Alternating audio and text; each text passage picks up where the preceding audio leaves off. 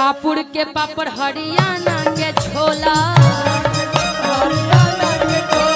हापुड़ के पापड़ हरियाणा के छोला, हरियाणा के छोला, हरियाणा के छोला,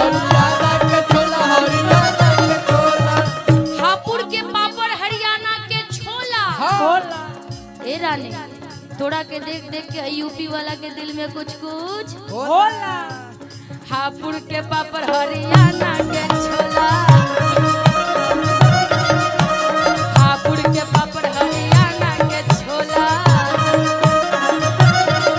निकला के लवंडा रई रई रई रई रई रई रई रई रई रई रई।